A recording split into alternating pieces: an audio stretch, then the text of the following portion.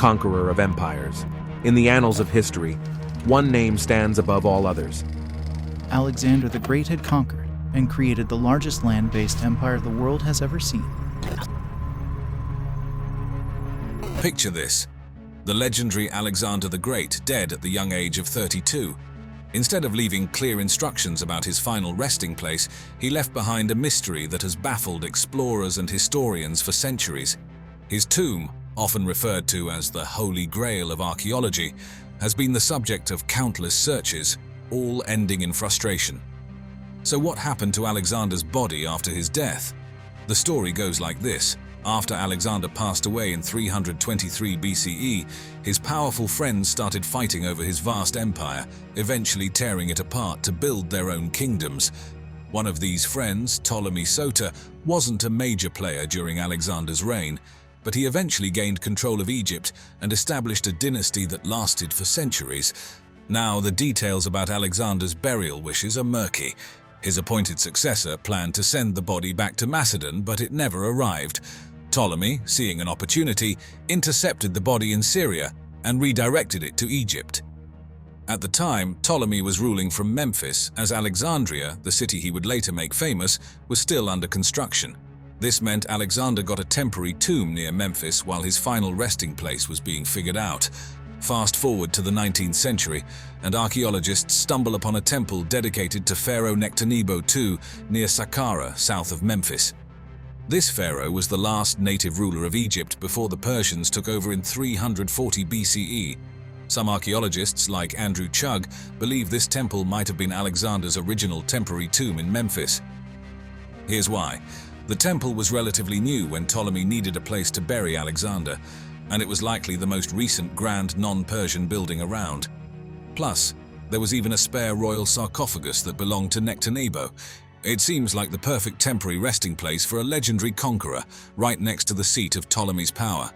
Adding fuel to the fire, archaeologists also found statues dating back to Ptolemy's reign near the temple, suggesting some royal attention was paid to the site.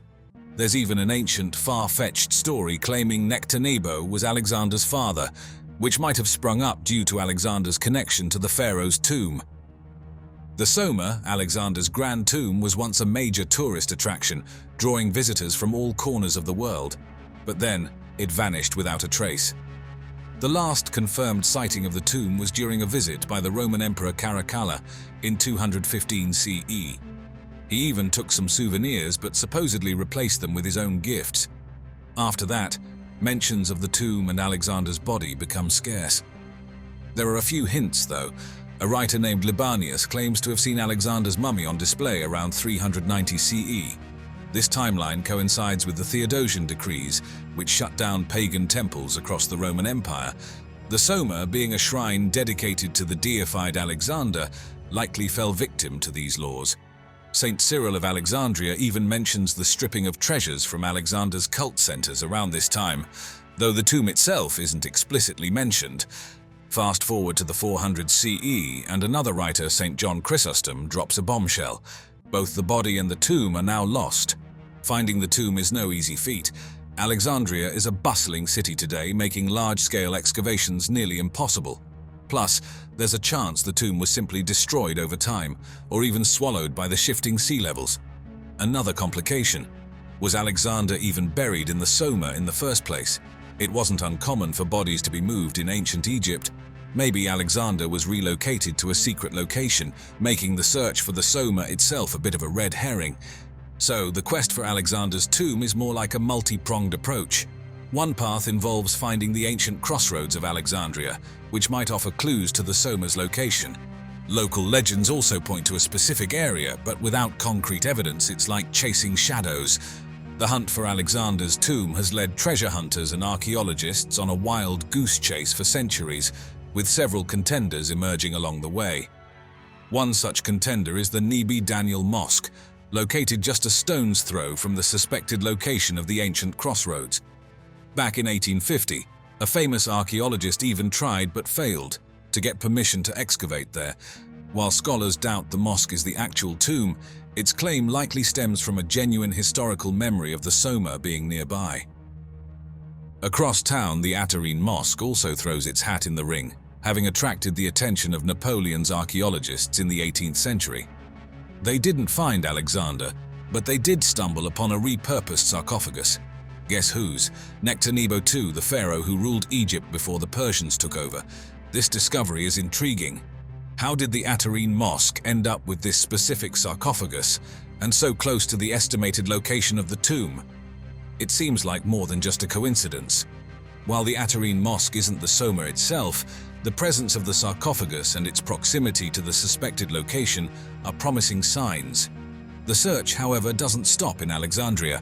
Some have ventured further afield to the Siwa Oasis, where Alexander was declared the son of a god. However, there's no historical evidence to support a tomb there, and recent claims of its discovery have been dismissed by experts as more interested in boosting tourism than historical accuracy. The search for Alexander's tomb takes another unexpected turn, this time heading back to his homeland Macedon. After all, it was originally supposed to be his final resting place. One possibility emerged in 1977 with the discovery of an ancient tomb at Aigai, which is modern-day Vagina, Greece. The excitement was real, fueled by artifacts dating back to Alexander's time. However, the plot twist. The tomb belonged to none other than Alexander's father, Philip II. While not exactly Alexander, it's certainly the closest archaeologists have come, minus the actual conqueror himself. Another hopeful candidate, the Castor tomb discovered in 2012 at Amphipolis, also turned out to be a dead end. No remains of Alexander were found, and the artifacts pointed away from any connection to him. So it seems Egypt remains the front runner in the tomb hunt. Or does it? Enter archaeologist Andrew Chugg with a bold theory. Alexander might be in Venice under the mistaken identity of St. Mark the Evangelist. Hold on, you might be thinking, how can that be? Well, here's the twist. Traditionally, St. Mark, credited with writing the Gospel of Mark, was believed to have been martyred in Alexandria around 60 CE, with his body destroyed by fire. However, a curious twist emerged. A 4th century text claiming otherwise turned out to be a 6th century forgery. Then, in 392 CE, St. Jerome's writings mention St. Mark's body being present in Alexandria. Here's the suspicious part. This miraculous reappearance happens right after the Theodosian decrees forced the closure of pagan temples, including the possible destruction of Alexander's tomb. Coincidence? Maybe, but Alexandria is a big city, but there's more. The supposed tomb of St. Mark lies near the modern St. Mark's Coptic Orthodox Cathedral, conveniently situated just 200 meters north of the suspected location of Alexander's tomb. So we have Alexander vanishing around 390 CE as pagan sites were shutting down. Then, poof, St. Mark's body appears in the same area just 2 years later, despite centuries of claiming it was destroyed. Chugg doesn't stop at just proposing a wild theory. He also offers some intriguing evidence to back it up. He suggests that Alexander's tomb was simply given a makeover during the Theodosian decrees to avoid destruction, transforming into the tomb of St. Mark. Here's where things get even more interesting. Venetian merchants, apparently unaware of the switcheroo, supposedly stole these St. Mark remains in the 9th century, smuggling them out of Alexandria and eventually building a church in Venice to house them, the present-day Basilica di San Marco. The timing and location of these disappearances and reappearances are certainly suggestive, but Chugg goes a step further. During renovations of the basilica in the 1960s, a peculiar piece of stone carving was found. The stone originated from the Eastern Mediterranean and depicted imagery strongly linked to Alexander's Macedonian heritage, a shield with his royal house's star and a special spear used by his army. Recent analysis suggests this fragment was part of a sarcophagus casing, but its size didn't match any known sarcophagi in the basilica or any Macedonian artifacts. However, it did match one specific sarcophagus perfectly, Nectanebo II's, down to the millimeter. Chugg argues that this piece is proof the Venetians unknowingly took a chunk of Alexander's actual tomb when they stole the supposed remains of St. Mark. Intriguing, right?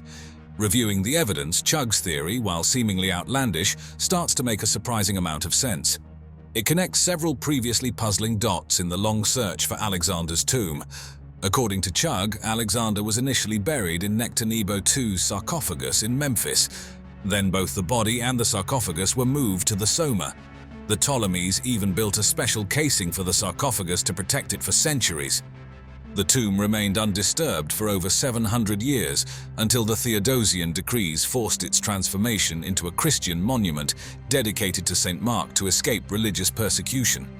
Alexander's body vanished at the same time and place where St. Mark supposedly appeared, and local memory of Alexander's tomb being nearby persisted despite the fabricated story of St. Mark.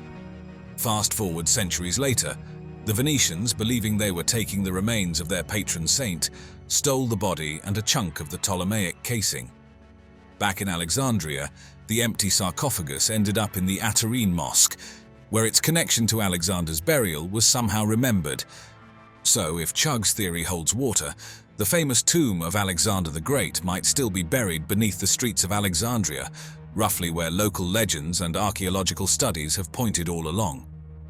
However, Alexander himself has likely been gone for over 1,000 years, possibly resting, ironically, within the Basilica di San Marco, mistaken for a saint. Unfortunately, confirming this theory would require examining the remains in Venice, something the Catholic Church and the city are unlikely to allow anytime soon, leaving the debate unresolved for the foreseeable future.